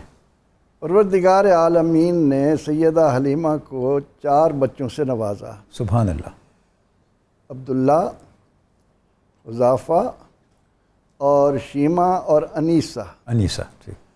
یہاں پر میں ایک بات عرض کروں کہ سیدہ حلیمہ کو اللہ نے 4 بیٹے دیے، جب وہ حضور سید عالم صلی اللہ علیہ وآلہ وسلم کو لے کر آئیں تو اس وقت ان کا بیٹا عبداللہ بھی دودھ پیتا تھا، اچھا۔ اور حلیمہ سعدیہ کی زبان اقدس سے حضور سید عالم صلی اللہ علیہ وسلم کے بچپنے کا عدل دیکھیے۔ فرماتی ہیں کہ پہلے تو جب میرا ایک بیٹا تھا اور وہ گود میں تھا تو میرے سینے میں اتنا دودھ نہیں آتا تھا کہ میرا بیٹا سیر ہو کر پیے، لیکن جب میں نے محمد عربی صلی اللہ علیہ وسلم کو سینے سے لگایا تو اللہ نے وہ برکتیں دیں۔ اور پھر وہ کہتی ہیں کہ میں یہ دیکھتی کہ جو حصہ حضرت عبداللہ کا تھا اس کی طرف میرے یہ بیٹے محمد عربی صلی اللہ علیہ وسلم توجہ ہی نہیں کرتے تھے۔ اپنے حصے کا پینے کے بعد بچپنے میں اپنے بھائیوں میں عدل کو دنیا کے سامنے رکھا کہ کسی طرح سے کسی کی حق تلفی نہ ہونے۔ سبحان اللہ، سبحان اللہ۔ حلیمہ سعدیہ کو اللہ نے 4 بچوں سے نوازا، لیکن مفسرین، محدثین، محققین بیان کرتے ہیں کہ 2 سال کا معاہدہ تھا، اور اس کے بعد جب وہ رسول رحمت صلی اللہ علیہ وسلم کو لے کر ان کی والدہ کے پاس آئیں اور والدہ کے حوالے کرنے کے بعد آمنہ نے دیکھا کہ حلیمہ کی آنکھیں نم ہیں، جدائی سے تڑپ رہی ہیں۔ ماں تھیں، پہچان گئیں، فرمانے لگیں آمنہ، حلیمہ تو نے اپنے بچوں کے ہوتے ہوئے میرے بیٹے سے اتنا پیار کیا ہے، میں تمہیں اجازت دیتی ہوں پھر ان کو لے جاؤ، جتنا عرصہ رکھ سکتی ہو، میں پھر یہ جدائی گوارہ کر لوں گی لیکن تمہیں یہ دیتی ہوں۔ تو حلیمہ سعدیہ پھر لائیں اور پھر آپ نے اپنے بچوں کے ساتھ رکھا، اور وہاں پر بھی کسی بات پر اپنے حقیقی بچوں کو اتنی اہمیت نہیں دیتی تھی جتنی محمد عربی صلی اللہ علیہ وسلم کی نگہداشت پر۔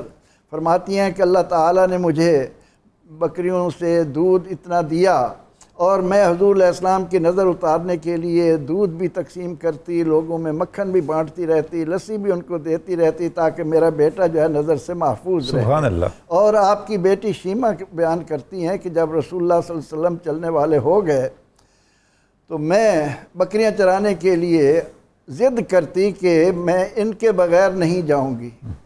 حلیمہ کہتی کیوں؟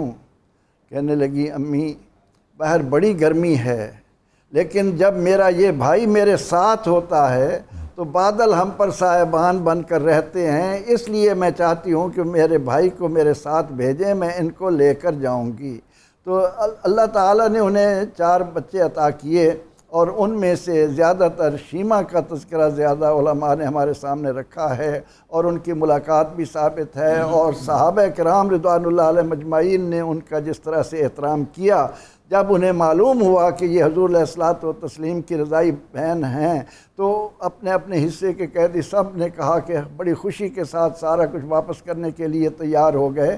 تو سیدہ حلیمہ سعدیہ 4 سال کے بعد یا 5 سال کے بعد یا 6 سال کے بعد حضور سید عالم صلی اللہ علیہ وسلم کو لے کر سیدہ آمنہ سلام اللہ علیہا کے پاس آئیں، لیکن عملاً بتا گئیں کہ اللہ تعالیٰ نے مجھے 4 بیٹے دیے ہیں، لیکن میری فدائیت، میری دلی لگن جو محمد عربی صلی اللہ علیہ وسلم کے ساتھ ہے وہ اپنی اولاد کے ساتھ بھی نہیں ہے، اپنی اولاد کے ساتھ نہیں۔ بڑی پیاری بات پروفیسر صاحب آپ نے ارشاد فرمائی کہ حضرت شیمہ کی جو تکریم صحابہ کرام نے کی، تو یہ تو ایک لحاظ سے آپ یہی کہہ سکتے ہیں، ہم اس سے یہی اخذ کر سکتے ہیں کہ انہوں نے صرف حضرت شیمہ کی تکریم نہیں کی، آپ صلی اللہ علیہ وسلم کی میلاد سے وابستہ آثار کی تکریم کی، میلاد سے وابستہ نشانیوں کی تکریم کی۔ سبحان اللہ۔ تو آپ کی میلاد کا تذکرہ جب ہم کرتے ہیں اور آپ کی ولادت پاک کے سے متعلقہ تفصیلات کو بیان کرتے ہیں تو گویا یہ بھی اسوہ صحابہ ہوا جو انہوں نے، اب یہ چھوٹی بات تو نہیں ہے نا کہ مال غنیمت آپ کے پاس آ گیا، قیدی آپ کے پاس آ گئے، مال و دولت آ گیا، اور حضرت شیمہ کے لیے وہ سب واپس کر رہے ہیں اور سب قربان کر رہے ہیں۔ سبحان اللہ۔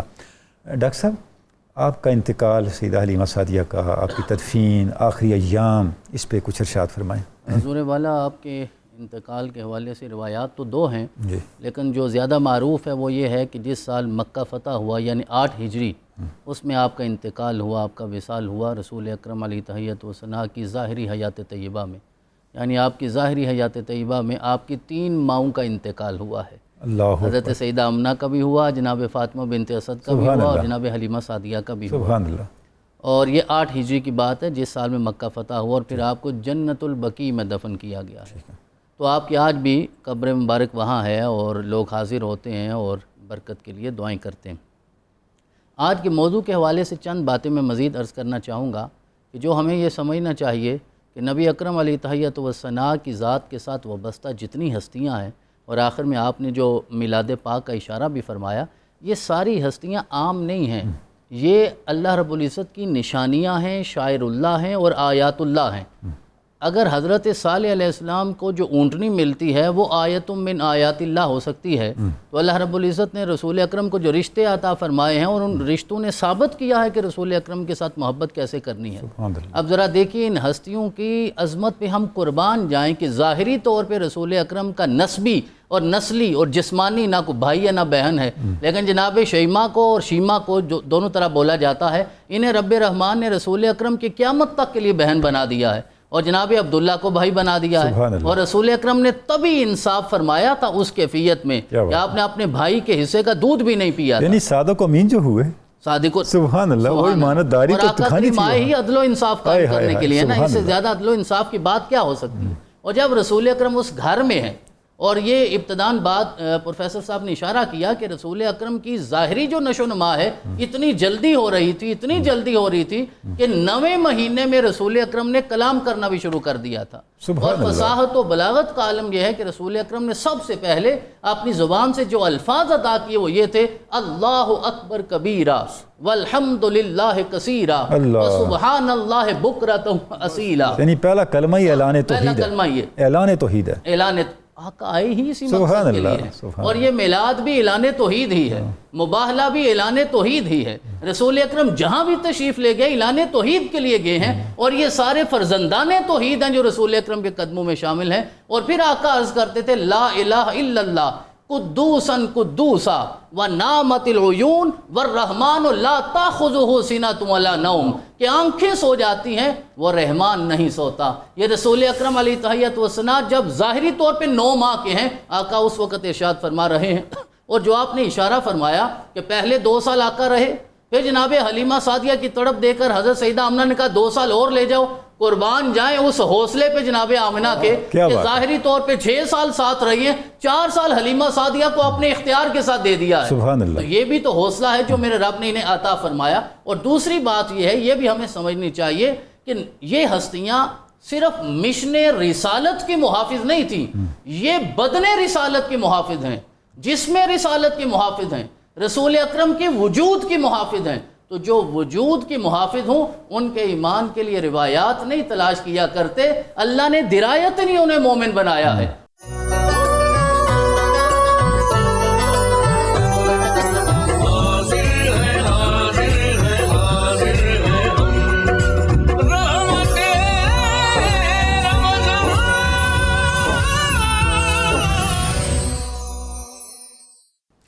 ویلکم بیک ناظرین کرام، 92 نیوز چینل کی رحمت رمضان ٹرانسمیشن میں آپ کو خوش آمدید کہتے ہیں۔ وقت ہوا ہے درس مثنوی کا، مولانا روم کی مثنوی مانوی، جس میں مولانا روم نے قرآن مجید کی حکمتوں کو، قرآن مجید کی تعلیمات کو، اسرار طریقت کو اور اسرار معرفت کو ایسے دل نشین انداز میں بیان کیا ہے کہ مولانا روم کے ہاں حکایت اور حکمت عین یک دیگر ہو گئے ہیں۔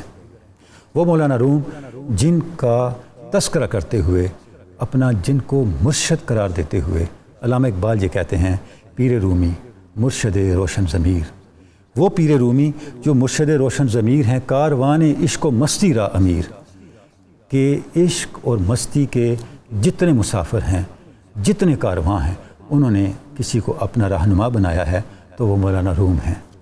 سبب یہ ہے کہ یہ وہ مولانا روم ہیں، وہ عظیم ہستی ہیں، منزلش برتر از ماہ و آفتاب، خیمہ را از کہہ کے شان سازت تناب۔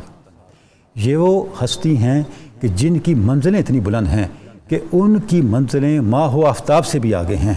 وہ ستارے جن کو دیکھ کے لوگ اپنے مقدر کا تعین کرتے ہیں، اپنے مقدر کو پہچانتے ہیں، مولانا وہ ہستی ہیں جب اپنا خیمہ لگاتے ہیں تو اس خیمے کی رسی ان ستاروں اور ان کہکشاؤں کے ساتھ باندھتے ہیں۔ اتنا بلند تر مقام مولانا روم کو کیوں ملا؟ سبب یہ ہے نور قرآن درمیان سینہ اش، جام جم شرمندہ از آئینہ اش، کہ ان کا سینہ قرآن مجید کے نور سے آباد ہے، اور اس نور نے ان کے سینے کو اتنا اجلا، اتنا روشن اور اتنا اسرار نما کر دیا ہے کہ جام جم بھی آپ کے سامنے شرمندہ ہے۔ آج ہم مثنوی مانوی سے جو اشعار منتخب کر کے ناظرین کرام آپ کے لیے لائے ہیں، ان میں مولانا روم کا یہی فہم قرآن، یہی نور قرآن جھلکتا ہے کہ وہ کس طرح سے قرآن مجید کو سمجھتے ہیں اور پھر ہمیں سمجھاتے ہیں۔ ناظرین کرام، مولانا روم فرماتے ہیں کہ اللہ کی عطائیں اتنی زیادہ ہیں، ان کا شمار نہیں ہو سکتا۔ اللہ نے اپنے بندوں کو ان گنت نوازشات سے نوازا ہے، اور ان میں سے ان عطاؤں کا ایک پہلو یہ ہے کہ اللہ اپنے بندوں کو رزق دیتا ہے، اور اس رزق کو ہضم کرنے کے لیے، اس رزق کو کھانے کے لیے حلق بھی دیتا ہے۔ رزق ہر کوئی دے سکتا ہے، حلق صرف خدا دیتا ہے۔ اگر حلق نہ ہو تو انسان اللہ کی طرف سے ملنے والے رزق کو سویلو نہ کر سکے، نگل نہ سکے، کھا نہ سکے۔ یہ بنیادی بات کہنے کے بعد اب مولانا ایک عجیب نقطے کی طرف لاتے ہیں، فرماتے ہیں مت بھولنا اللہ نے تمہیں حلق دیا ہے، اللہ نے کائنات کی ہر شے کو حلق دیا ہے۔ یہی وجہ ہے کائنات کی ہر شے یا کھانے والی ہے یا کھائے جانے والی ہے۔ اتنا کہنے کے بعد اس کے بعد فرماتے ہیں حلق بخشد جسم را و روح را، حلق بخشد بہر ہر عضوت جدا۔ اللہ نے حلق جسم کو بھی دیا ہے، اسی طرح اللہ نے حلق جسم کے ساتھ روح کو بھی دیا ہے۔ جسم کے ہر ہر حصے کو، ہر ہر آرگن کو، ہر ہر عضو کو اس کی نوعیت، اس کے حیثیت اور اس کی ضرورت کے مطابق اللہ نے حلق عطا کر رکھا ہے۔ پھر فرماتے ہیں این گہے بخشت کے اجلالی شوی و از فضولی و از دغل خالی شوی۔ یہ حلق تمہیں بھی مل سکتا ہے تب جب تم اس شان اجلالی پہ جا پہنچو کہ اپنے آپ کو ہر طرح کی اسفل چیزوں سے آزاد کر دو، اپنے آپ کو فضولیات سے، دھوکے سے، دغا سے پاک کر لو، کیونکہ جب تک تمہارا برتن پہلے سے تم نے جس چیز سے بھر رکھا ہے اس سے خالی نہیں کرو گے، تمہارے برتن میں نیا رزق نہیں ڈالا جا سکتا۔ پھر فرماتے ہیں مر یقیرہ چوں عصا حق حلق داد تابہ خورد او ہر خیال راہ کے ذات۔ یہ بات مولانا ہی کہہ سکتے ہیں۔ فرماتے ہیں بندہ حق کو اللہ نے یقین عطا کیا ہے، اور یقین کے پاس ایسا حلق ہے کہ وہ ہر اس وہم اور شک کے خیال کو نگل لیتا ہے جو بندہ مومن کے دل میں پیدا ہوتا ہے۔ مولانا بتا رہے ہیں یقین بندہ مومن کی طاقت ہے، اور طاقت ہے کیسے؟ طاقت ایسے ہے کہ جس شک نے، جس اس کی کمی نے، وہم نے بندہ مومن کو تزلزل کا شکار کرنا ہے، یقین اپنے حلق کے ذریعے سے ان تمام شکوک و اوہام کو اچک کے نگل لیتا ہے۔ آگے فرماتے ہیں این الف لام میم حامیم این حروف چون عصائے موسیٰ آمد در وقوف۔ موسیٰ کو بھی ایک عصا عطا ہوا تھا جس کا ایک حلق تھا، اور وہ عصا اپنے سامنے آنے والے جادو اور فریب کے ہر سامان کو نگل لیتا تھا۔ وہ عصا اللہ نے اس عصا سے اس امت کو، اس ملت کو محروم نہیں رکھا۔ اس امت کے درمیان بھی اس جیسے کئی عصا موجود ہیں۔ وہ کیا؟ این الف لام میم حامیم این حروف، یہ جو اللہ کی کتاب ہمیں عطا ہوئی ہے، حضور رسالت مآب صلی اللہ علیہ وآلہ وسلم کے ذریعے سے قرآن مجید عطا ہوا ہے، اس کا ایک ایک حرف، چاہے وہ الف لام میم ہو، حامیم ہو، کاف ہا یا عین صاد ہو، نون ہو، کاف ہو، کوئی طاسین میم ہو، یہ سب کے سب عصائے موسوی سے بڑھ کے بڑے عصا ہیں، اور اللہ رب العزت نے ان کو الگ الگ حلق عطا کر رکھا ہے۔ ہست قرآن مرتورا ہمچو عصا کفر ہا در کشت چو اجدہا۔ قرآن مجید کے ہر حرف کی حیثیت اس عصا جیسی ہے کہ جب اس کے سامنے کفر آتا ہے تو یہ کفر کو اس طرح نگل دیتا ہے جس طرح موسیٰ علیہ السلام کے اژدہا نے فرعون کے تمام سامان کفر کو نگل لیا تھا۔ ناظرین کرام، یہ مولانا روم کی حکمت ہے، مولانا روم کی بصیرت ہے کہ وہ ان حقائق تک پہنچتے ہیں، ان معارف تک پہنچتے ہیں جن معارف تک عقل، فلسفہ اور جو معمول کے ہمارے ذرائع علم ہیں ہمیں نہیں پہنچا سکتے۔ اسی لیے مولانا کی مثنوی کو ہم مثنوی مانوی کہتے ہیں کہ مولانا کی مثنوی ہمیں قرآن مجید کی روح سے آشنا کرتی ہے، قرآن مجید کے معنی سے آشنا کرتی ہے، اور قرآن مجید کی اس تاثیر سے آشنا کرتی ہے جو تاثیر ہماری عقل کی آنکھوں سے اوجھل ہوتی ہے۔ اور اس سے آگے بڑھ کے مولانا یہ بھی بتاتے ہیں یہ تاثیر ہے، اب اس تاثیر کو پانا کیسے ہے، اس تاثیر تک پہنچنا کیسے ہے، اور اس تاثیر سے اپنے آپ کو اس منصب تک کیسے لے کے جانا ہے جس منصب تک ہمیں قرآن پہنچانا چاہتا ہے یا جس منصب پہ قرآن مجید ہمیں دیکھنا چاہتا ہے۔ یہ جو مولانا روم نے ایک پورے کا پورا ایک پیٹرن بیان کیا ہے قرآن مجید کی تفہیم کا، اور اس کے پیچھے ایک بڑی بنیادی اس کا جو پری ریکوزٹ ہے وہ پہلے بیان کیا ہے کہ ہم قرآن مجید کے اس نور سے اور قرآن مجید کی اس تاثیر سے اس وقت مستفید ہو سکتے ہیں، اس وقت مستنیر ہو سکتے ہیں جب ہم اپنے شعور کو، اپنے باطن کو، اپنے مافی ضمیر کو اس سامان سے الگ کریں، ان چیزوں سے الگ کریں جو ہم نے خود اپنے اس باطن کے برتن کو بھرنے کے لیے محنت کر کے اس کے اندر ٹھونسی ہوئی ہیں۔ جب تک وہ از فضولی، وہ از دغل خالی شوی، اس سے خالی نہیں ہوگا، اس وقت تک یہ قرآنی انوار اس کے اندر نہیں سما سکیں گے۔ ناظرین کرام، اب ہم ایک بریک لیں گے، اس کے بعد ائمہ اہل بیت اطہار کی مناجات سے ہم ایک منتخب حصہ پڑھیں گے۔ بریک کے بعد آپ سے پھر ملاقات ہوتی ہے۔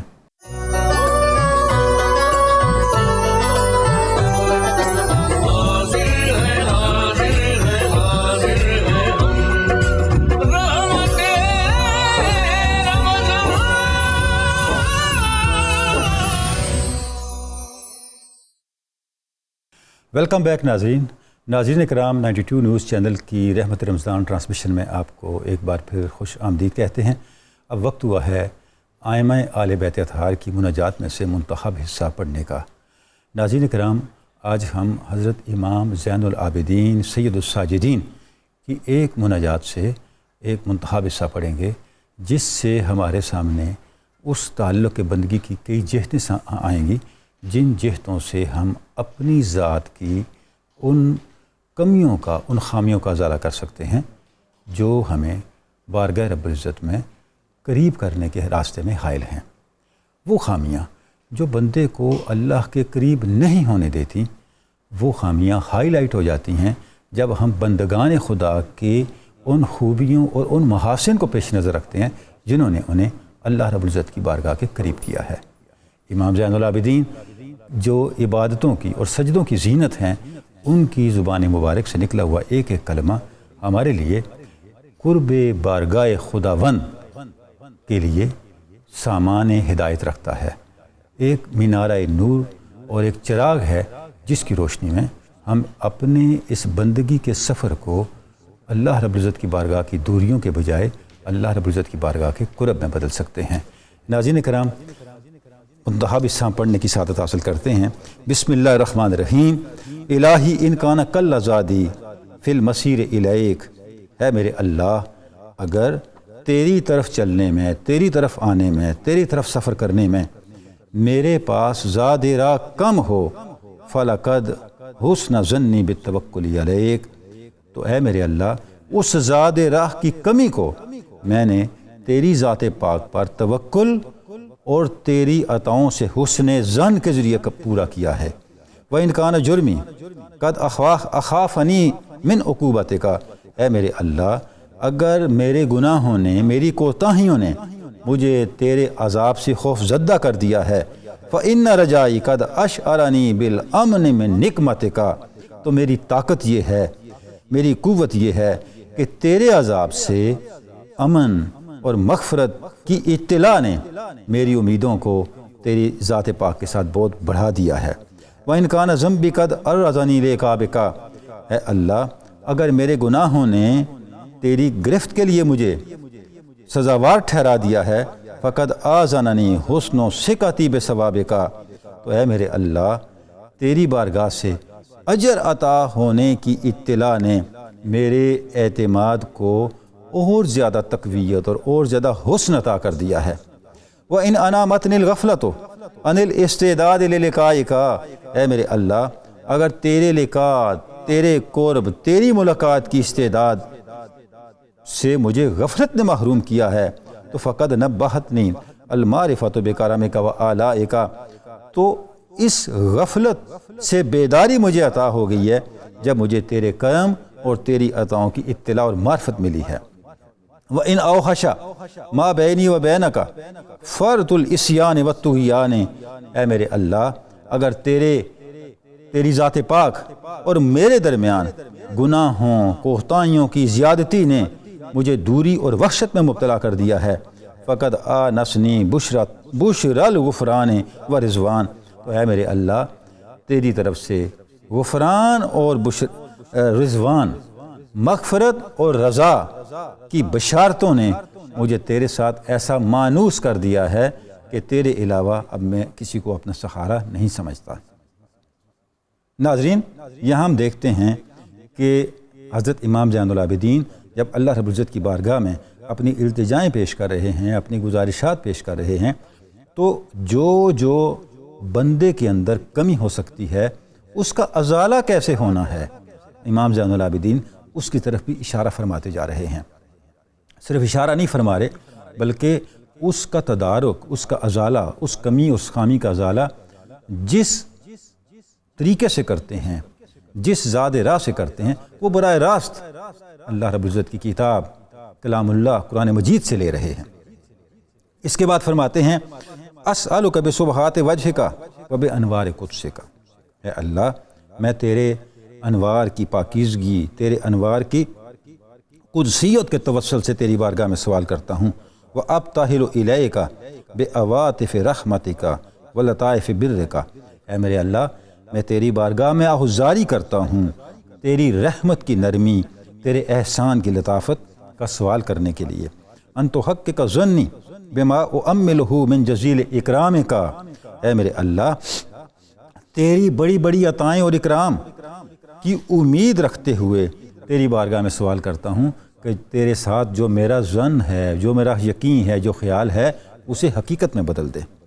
وجمیل انعامک فی القربى منک وزلفى لدیک، اے میرے اللہ اپنے قرب اور اپنی نزدیکی کے جو حسین و جمیل انعامات ہیں مجھے ان انعامات سے نواز دے۔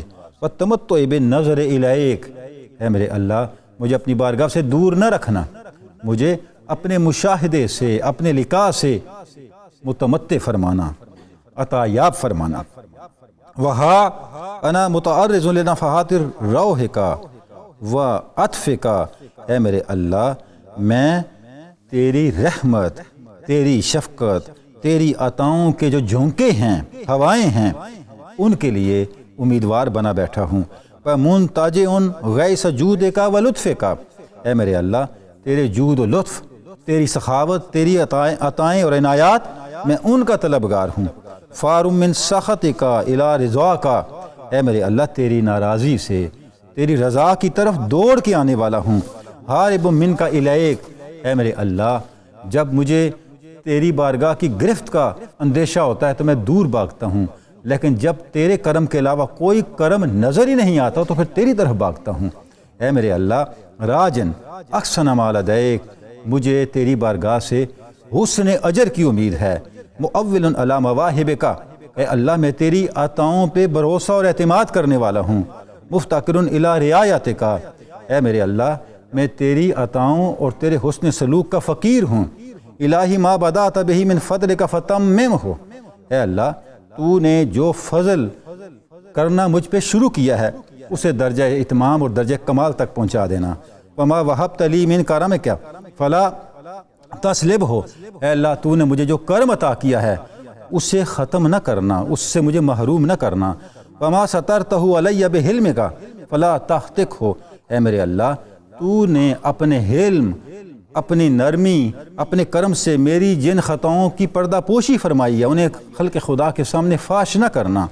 وما علمتہ من قبیح فعلی فاغفرہ، اے اللہ مجھ سے جو اچھے اعمال نہ ہو سکے ان کے حوالے سے مجھے مغفرت عطا فرمانا۔ الہی استشفعت بک الیک، اے میرے اللہ میں ساری سفارشیں تجھ سے لے کے تیری بارگاہ میں آ رہا ہوں۔ واستجرت بک منک، اے اللہ میں تیری پناہ چاہتا ہوں، تیری بارگاہ میں لوٹتا ہوں۔ آتیتک طامعا فی احسانک، اے میرے اللہ تیرے احسانات کی طمع لے کے تیری بارگاہ میں حاضر ہو رہا ہوں۔ راغبا فی امتنانک، اے میرے اللہ تیرے عنایات، تیرے احسانات، ان کی امید، ان کی رغبت رکھتا ہوں۔